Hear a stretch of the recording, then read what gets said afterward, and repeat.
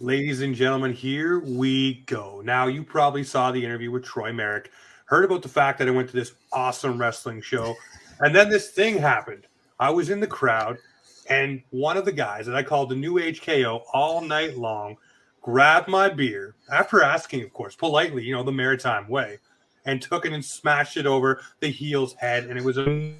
It was a moment, and he's the only person I would let do that. This man right here, it is Justin Newhook, a.k.a. the Newfoundland Nightmare. What is going on, my friend? Not too much, brother. How you doing? Thanks for that. It was a good intro. It was fun. it was a really fun night. I'm glad we got to talk before, because as soon as I looked around and saw who was standing there, I was like, yeah, I'm grabbing his then. I felt really bad. I didn't realize how much was in the cup. until I grabbed it, and I said, well, I'm going to take a sip. And then when I looked the video back, you can see a lot of beer go first before I actually hit him. But yeah, it was pretty much a fresh beer. I think I had 2 drinks out of it. The color for the delicious, I think it was like the Galaxy or something. It's like such good beer. Anything they make is great, but Galaxy is really good. I got to pause for the cause, though, because we are brought to you by someone else who makes beer, Boxing Rock Brewing Co. This is their Puck Off Lagerdale. Be sure to check them out. They proudly sponsor this show, so got to give them their shout out where the due is due. But The matches happened at the beautiful Propeller Arcade, and it was a lot of fun. It is an intimate environment, and why I laugh about the beer incident there is a few matches earlier, there was a gentleman in the ring who likes to wear his grandmother's clothing, the robes, having fun as a heel. He went flying out of the ring, and he wanted to knock my beer into me. I stepped one step to the right, and my friend, who is the most quiet, gentlest guy, got a wave of a brand new beer just right over him. And as soon as he got up, he's like pointing at me like it was supposed to be for me. Yeah. I loved every second of it. It was awesome. But what do you feel about those matches where the fans are right up on the ring? And by the way, I hit the ring so damn hard, my wrist hurt the next day. So. I was watching some of the clips afterwards. You were jumping up and down. I love that, man. Hey, that's the way it should be. Like, I love that. You're right close. Everybody can chirp and have fun. The interactions are real and fun all night long. Yeah. For you, though, wrestling those matches, I asked Troy the same thing. Do you like sitting more, with a crowd and a barrier so you can work? Or do you like being able to interact and play off it? Or does it depend venue to venue? Venue to venue. I love the fact that, you go to some venues and they got the metal guardrails. You go up to ECPW up in Cape Breton, and they've got the metal guardrails around to keep the fans away, and then it allows you to work around the ring and do a lot of stuff. And I like getting throwing people into the barriers and stuff, so that's fun. But then in shows like that, it's just the intimacy is so much more, and they're right there. So like you can just hit something, turn over and look at one fan and give him a wink, or just make this one little sly comment, and it just trickles around. And and then the fact of like something great happens, or they love something, they're all beating on the ring, and it's really good. So it all depends on environments and the companies that host them. But Pro Wrestling Unleashed has something extremely special there. New Scott has built something that's just beautiful there. Yeah, I really like the way that it all comes together. And I mean, I hadn't gone to one like that. I've been to wrestling events where you have the barrier and then you have the guys doing their thing and they'll interact with the crowd a little bit. But that was right up there. Every single match, you're right there and it's in your face and it's amazing. But what I liked the most was the interaction phase where everybody was talking and having fun and going back and forth. The banter was there. For you, I got to ask the question, how did you get in to wrestling? What was your moment where you were like, hey, this is for me? Was it a show you watched? Was it getting involved in a match? Was it going to a wrestling school? Or was there a moment when you were watching wrestling where you're like, this has to be me? So growing up, I grew up in Corner Brook, Newfoundland. There was no independent wrestling on the West Coast. There was backyard wrestling that I never got involved with. I knew the guys that did it, but I was just under the age where they wanted, like they were like strict about who could do it because of their age. Like if you were too young, they didn't want you getting hurt. So yeah, it's true. In a weird way, they were still respectful about it all. But yeah, I remember watching some of that. I remember seeing a friend doing a running shooting star press off a 2-story house onto a guy through a table. You're like, what the fuck is this, right? Yeah. And then I seen 2 independent shows come through the West Coast. They were okay. You know, for the time frame that it was, I think it was like 2005 or something around that time, or maybe a year before. So independent wrestling was still growing on that sense. And then I joined the Navy, went to the West Coast, and then got posted to the East Coast. And I still didn't know what independent wrestling was at that point. I didn't know the history of the maritime wrestling. I didn't know Grand Prix or real action wrestling, all that stuff. Never heard anything about it. So then I met a friend in the Navy. He was an officer, and he introduced me to like Pro Wrestling Guerrilla, all these just CZW, all these crazy things that how did I not know about this? And it's because I like grew up with, you know, not that much money, not good internet connection, and not good connections to be able to do tape trading or anything like that. I didn't know that was a thing until seriously, didn't know any of that was a thing. So yeah, we met each other. We went to a TCW show over in Dartmouth, and right before deployment, about a couple weeks before we went on deployment. So the whole time we're on deployment, we're watching wrestling, and we're just. Now I haven't watched it for years at this point because I just fell out of it. And we get back, and he messages me and says Gary Williams has a school, because we went to a Wrestle Center show, the first one, and we're sitting in the crowd. And I remember sitting there and going, wrestling's awesome. Like these guys are awesome. They're but the production was not there. Yeah. And I remember sitting there going like, why is there just a curtain in front of the door? I can see into the locker room. Like there's no lights. There's no just like a little bit of oomph to get them going. No pizzazz, no pizzazz. And not every venue needs it. Like Pro Wrestling Unleashed doesn't need it. The lights are on. There's one sheet and you go out. But for a show like that at the Forum, you want lights and everything. And I remember that standing in my head. And then when my buddy messaged me and said, hey, Gary Williams has a school and it's working through Wrestle Center, I put 2 and 2 together and was like, oh, fuck, let's do this. Yeah. And jumped on it, and we went up, and I had a bit of money left from deployment, so I just paid it all up front and walked in the door. And Gary, like, I was wearing a Guns N' Roses shirt, I think, and he was wearing a Guns N' Roses shirt. And he said, man, anyone who listens to GNR is fucking stupid or, like, whatever. And I looked down at him, and he's wearing a GNR shirt. And I was like, what the hell are you talking about? And he goes, exactly, we're all idiots. And I was like, okay. I was like, we're going to get along real well here. Yeah. It's written in here. So you go through that. Yeah. Obviously, now you're involved in it. For you, do you model yourself off of anyone? I was running around calling you New HKO all night. I thought it was. I love it. I love the edginess. That's where I looked at you, and I was like, yeah, I like that. I love the edginess there. That's what they brought back with his character. Yeah. For you, who were the guys that you looked up to, modeled your sort of yourself off of to get yourself going? When I started, I didn't know who to model myself after. I tried to be, you know, the bad biker dude. You know what I mean? Like wear a face thing over my face, come out with a motorcycle vest. I'll send you the link to it.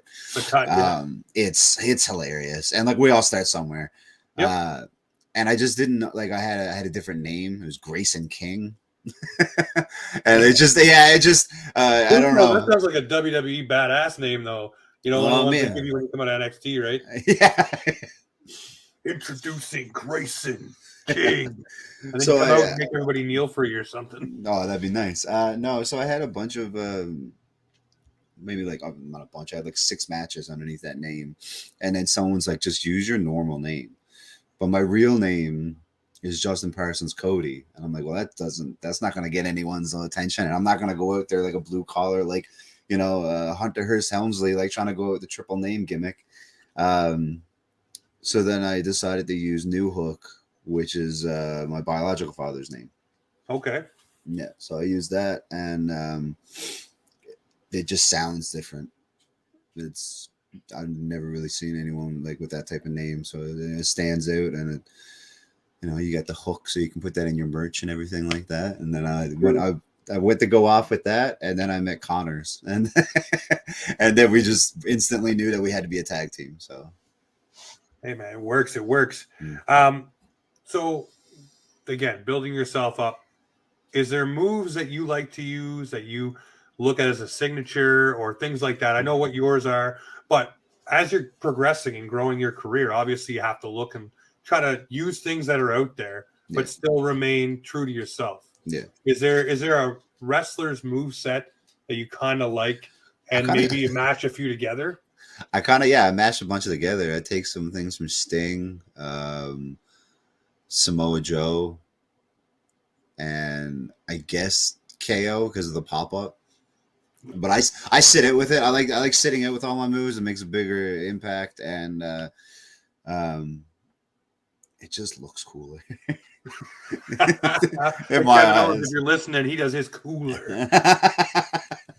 I've taken it from a few of those guys, and others have just been.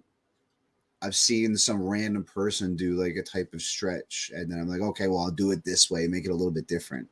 Like when I do the seated abdominal stretch, hundreds of people have done that before.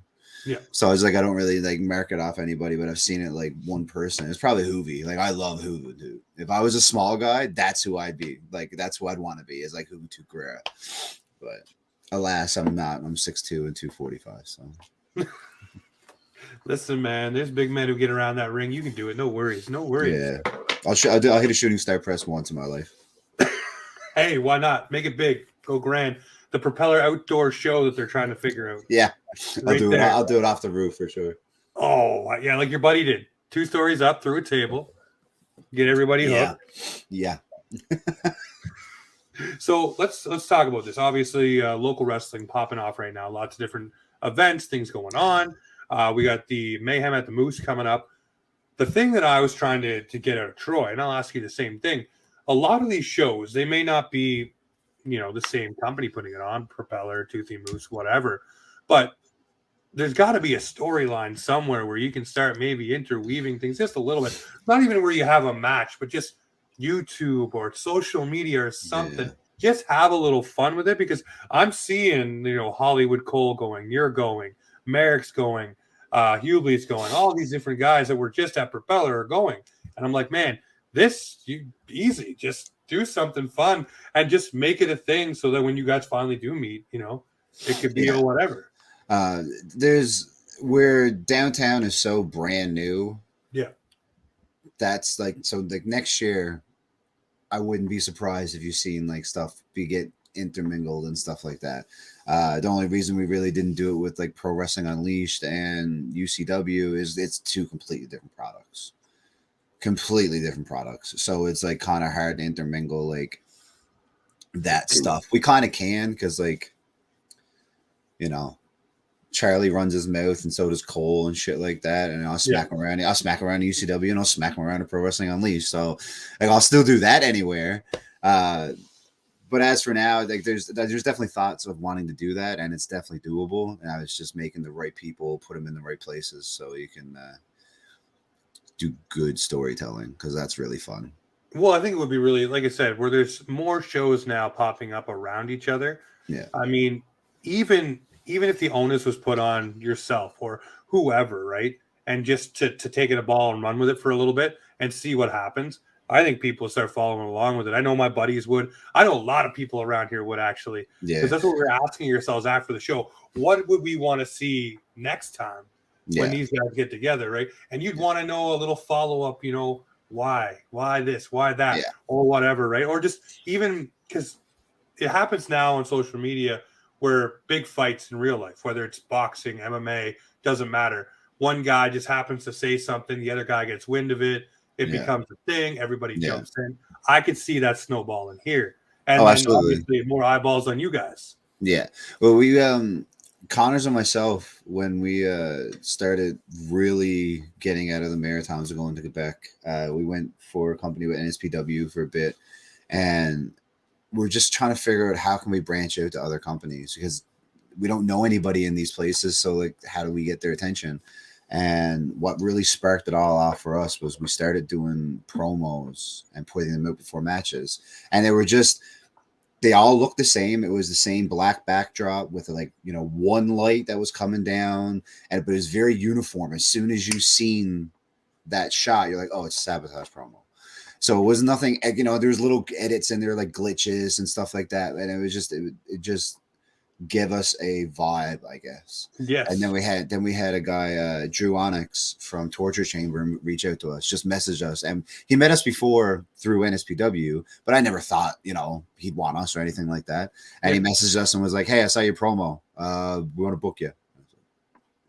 I'm sitting at work at the time, right? I'm just sitting at the office desk, and I'm just like kind of look up, and I'm like, I video call Connors right away and I tell him, and it was all because of our promo. He knew we were still learning to work, and he knew that he knew we were extremely safe. So it wasn't like he's going to bring us up and we're going to injure students or anything like that. He knew we were extremely safe, so that was really nice. But that's where it all sparked, was promos, and I told so many people around here, just put out promos, and then Charlie starts banger promos, and Cole puts out beautiful promos, and it's really nice to see now. So now when Connors comes back from New Zealand, we're going to start putting them out again, because we have to now. I'm looking forward to that, man, because it's just a way to amplify things, right? And again, get eyeballs on you. Yeah. Then when people show up, they know who they're watching or what they want to see, right? Speaking of the Downtown Wrestling show coming up, wait till you see the promo that gets released for that. Oh, I cannot wait. I can't wait. Oh, now you got me all excited. It's so good. Like I saw a rough edit of it, and it's nothing crazy. Like it's not like not a lot of words are said, type thing like that. But just the visuals, like alone, give me chills. Maybe because I'm in it and I'm a little bit biased, but it was good, and yeah, it was really cold too. You understand what I mean after you watch it, but it was really. Oh, now I gotta go pester Ryan to show me it now. I want to see it now. No, dude, it should be out in like the next day or two. They're just working on the final bit of music and stuff, so it's gonna I'd say that promo will be out before this will be out. Oh, I don't know about that. I had it pretty quick, but no, I can't wait to see that. Obviously, talking about guys around here and promos and different things. What's on your radar? Who do you want to face? What is your main objective next year? Obviously, 2023 around the corner. What is on your plate that you want to achieve, and who are some people you want to face? Okay, great question. So one thing that I love in wrestling is storytelling. So if I can latch on to somebody that is going to be able to commit to it as much as you and has as much ideas as you and really want to grab people's attention. Not about the huge moves and not about the just one little tiny single spot. It's about the buildup of everything. Like we had a great feud against Heathens this year that was built for like almost a year.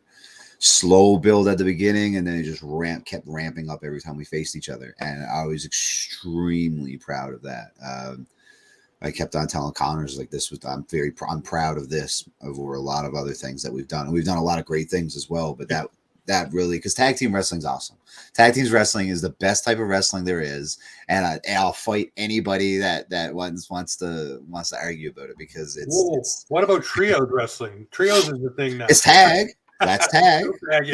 The more people, the better. Honestly. But if we can do another tag feud this year with anybody in the Maritimes, that'll be amazing.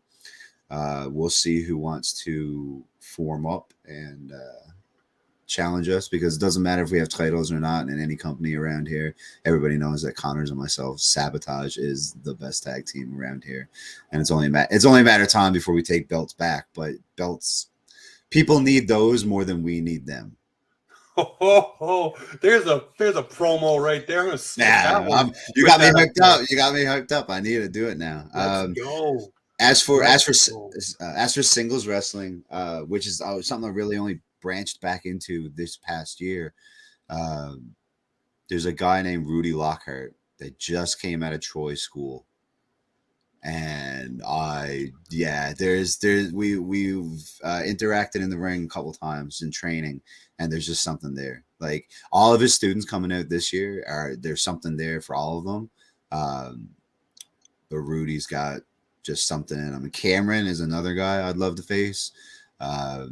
Gabriel, like I said, all the guys from the school, but Rudy is definitely on my radar where I'm begging promoters to put us together.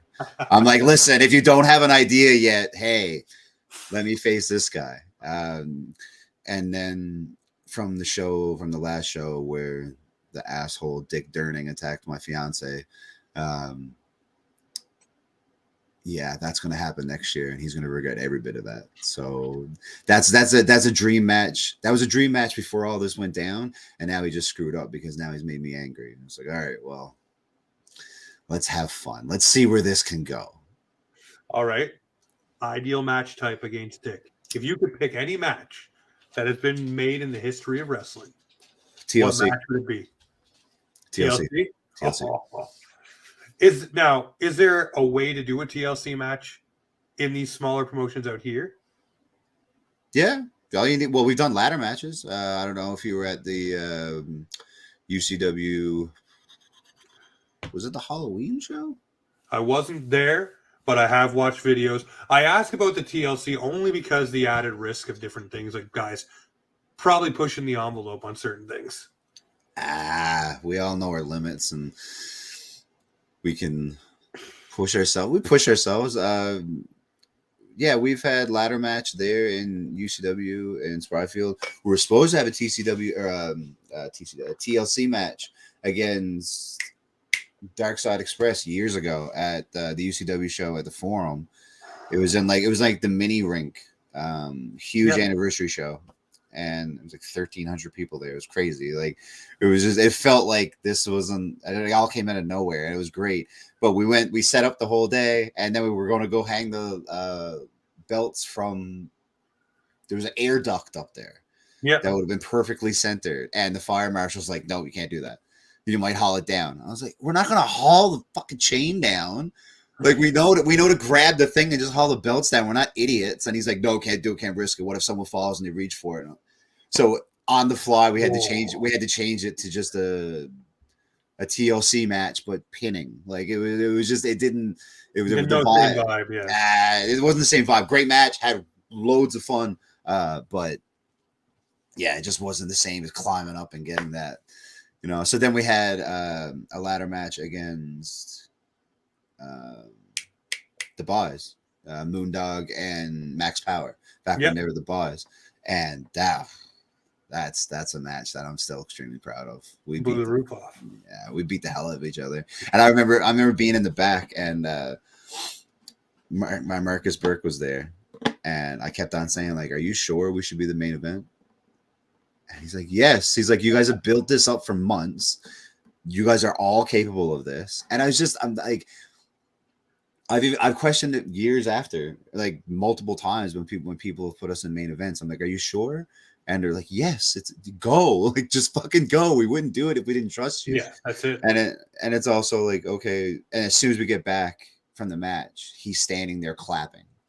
I was like, okay, like, we can do this. It's just like there's those moments where you're like, I still view myself as a rookie, and I'm not a vet. I'm not a vet by any means, but I'm not a rookie anymore. Yeah, I'm not green anymore. So people are trusting, and it's nice. But there's still like that. Are you sure? Are you sure? Let's do this one. Tag team wrestling. Any tag team from the past or present that you could wrestle, who would it be and why? FTR. Oh, hands down, FTR. And you know what? FTR's deals are coming up. Wouldn't that be something for the Outdoor Propeller Show? Oh man, like just they're so good. They're so good in the ring with any style you want to put them in. They're not going to do crazy high flying stuff, but they still do off the top rope stuff, and it's still insane bumps. But their psychology for tag team wrestling is just perfect. Just fucking perfect. They can wrestle 2 brooms and I would pay to watch it still. It's like, all right, you're going to make this make sense. How are you going to do it? I don't know, but we're going to see. No, I would love to see that. I asked that question because, and I keep harping on this because it's something that I think is really going to be, it could be the next level thing. If you can get an outdoor propeller arcade kind of match or show for that matter, if the weather permits out here on the East Coast, of course. Yeah. How cool would it be just to blow the absolute doors off and have some names out there? Like Troy was saying, you want a Kurt Angle to come. Just trying to beat that door down because that's what he wants right there. That's a lot of money. And it, you know what though? Talking to him, it was inches away apparently from Malachi Black being hanging around and being in there. So, things can happen. So just to talk this year coming up for you again, is there one goal you have in mind? Is there one thing that you would, when 2023 ends, you say, we did this or we have this? I know you shot the promo a minute ago saying it doesn't matter who has the belts. We don't need them. They need them more than we do. But is there something you want? Is it singles gold, tag gold, or just a type of match to end your year next year? Because you got a lot of building to do. But what would you want to build to? I want to, I might as well just put it in the universe because who knows, then it might happen. I want to have a full show that's a tag team wrestling tournament, like a King of the Ring style. Start with a bracket, and by the end of the night, there's one champion. There's a tag team champion. There's no belts or anything. A nice trophy, but a full tag team show where you don't get no singles wrestling and none of that shit. It's all tag team wrestling the entire night. Why not? I mean, I can see it. Why not? Yes, let's do it. But here's the thing: as you go through the night and you win your matches, it could start off as a regular match. Yeah. Next match is whatever type of match. Yeah. Then you build up to the end being the TLC. I mean, I don't know if I want to put. If you want to do it, you got to go all the way. I don't know if I want to put whatever tag teams get to the finals, make them wrestle 3 times that night, and then they got to go through a TLC match. That's a little. Do it. I don't know. I mean, I would just be down with just a gimmick match for sure, like some type of match. But you're taking it to the extreme on that one, which I'm not. Once again, I'm not against. I'm not against it. It was just if I'm gonna. There will be adequate time for you to rest up. Trust me. Yeah, but if I gotta ask a tag team to wrestle 3 times that night and then they ended off with a TLC match, I better be able to put a nice chunk of change in their pocket because it would be pretty unfair to ask them. I think a show like that would sell though, right? If you were able to market it as the finals as a TLC match for whatever the ultimate tag team trophy, right? To walk away with it and whatever the glory is for that. But yeah, there's so much going on right now within wrestling that's got everybody's interest again. Yeah. There's so much. For you, do you watch the mainstream stuff right now, or are you strictly watching the local, the indie, whatever you want to call it? Everybody's got a different name for it these days. I watch it all. I don't have cable. I got rid of that years ago. So I'll watch what stuff that I can get like a good link or stream on or some shit like that. Yeah. I mean, I don't do it illegally, but I watch, and then I follow stuff on social media. So if I see something great, I'll search it out online and then watch the match and study it and stuff. Myself and Emily are really big on studying wrestling. So she's a referee and we'll watch a match and we'll break it down and then go back. And now I'm watching the referee, she's watching the wrestlers, and we're understanding why our jobs are the way they are. So my understanding there has gotten 10 times better because of her for that. But I just watch whatever catches my attention. I got a bunch of friends and fans that we all send each other stuff and say, did you see this? Did you see this? Because there's so much wrestling. I'll watch the pay-per-views. Yes, I'll watch almost every pay-per-view because they're great. Yeah. Especially they were great the past few months. A lot of great stuff's been happening. But as for daily, week to week, there's just so much. No, there's a lot. So much that trying to watch all of it would be a full-time job in itself. So I want to ask right now. Obviously, like I said, things are popping off No, with AEW and WWE. You listen here, like you better calm down. You dumped one of my beers. I get all the questions I want. that's fair. That's fair. That's fair. That's fair. Um, the wrestlers right now that catch your eye. You talk about FTR, but is there anyone else, mic skill wise, or even just a singles wrestler that you're watching right now, and you're like, this person has it right now. This person has the magic right now.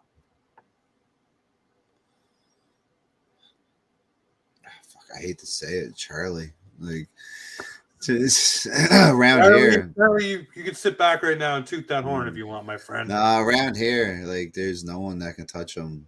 Like, there's times I watch those promos, and even if I hate them, it's just like, fuck this. It's like, dude, that's good. You hit shit, and he has his own vibe and everything, and it's like, I'd never be able to do that. It wouldn't look right. You know what I mean? Yeah. But he's just got that look about him that he's just annoying as fuck. So like he can just get away with all the shit and put on all the like shiny clothing and then the mullet and the mustache that for some reason looks glorious that you want to smack it off him. So he's great on the mic. But as for just like a singles wrestler around, it could be anywhere. It doesn't have to be around here. Yeah, I always think around here first. I'm just like trying to think around here first. You know, someone I think is going to be on the up and come. It's Cole. I see him. I see him kind of like a Miz, Robert Roode, MJF kind of mold. Not the build, not the body build, because we all know the crowd let him know there's no ass. So. And his chest is so perfectly like nice and flat that when you put him in that seated abdominal, it's just perfect for chopping. It's so good, so good. I'm not huge on chops, like it's like whatever, like it is what it is, and it's not my thing. But obviously, it's a part of wrestling. But anytime I'm facing him, I'm like, oh, you're fucked. So, you're getting that chest is getting lit up, like But I mean, him on the mic and the way that he was carrying himself. I don't know if they're going to do this, but if he ever turned on Hubley, that would be huge. I mean, I guess it's wrestling, so never say never. But like, you know, we've had people come up to us and being like, "Oh, well, we thought Connors was turning on you at this match, or you were going to turn to Connors at this moment." And it's like, nope. Yeah, well, the only reason why I say that about Cole is because you can see. Kind of like I said with other guys, right? Where he would probably want his shine, a la Seth Rollins. Yeah, that's fair. Moment, right? Well, I called. I don't know if I said it at the Propeller show, but I think I forgot. I was going to call him the Wish version of Seth Rollins, though. So Charlie, if you're looking at it, like next time we're in the ring, that's getting fucking dropped for sure. Oh my god, Charlie, the Wish version of Chris Jericho. Same glitzy jacket. I mean, the mullet, the hair's there. I mean, Chris never really had the face caterpillar going on, but it is what it is. Same kind of vibe, though. Actually, Seth started wearing all the crazy stuff after Charlie started doing it, so they're keeping eyes on. I'm kidding. No, man, you never know. You never know. Listen, I take this for everything that it's worth. Elliot Friedman in hockey, he always said, no matter what you do, make sure you do it the way that you want to do it and do it right, because you never know who actually is watching or listening. So you never know. True. You never, ever know. And because, like you said, you didn't think that, you guys would get that phone call and you're at work, right? Same thing. You never thought, never put it together, but there it was, right? Yeah. All because of what you did. It's crazy what that one promo opened up for us, though. Getting to work in like so many other companies, like in Ontario, and getting to go back on a regular, like every couple months basis. Like from the Maritimes, nobody else at the time was doing that. And no one's doing that right now. Well, pandemic, but before the pandemic, there was 5 of us that was constantly, 6 of us really, that was always on the road. And it was really nice. It was tiring at times and you fucking hated doing a 14-hour drive straight. But when you got your crew with you, you weren't doing it alone. So no, you're with people. That's the best part. Yeah. The roadies are some of the best times, man. Oh, it's truly the best. The stuff that we get into. Ask Moondog about the time that we evaded the police coming back from Ontario. I will. We're in Quebec when it happened, but yeah. That was real fun. I'm going to ask that question. I can't wait to ask you that now. All right.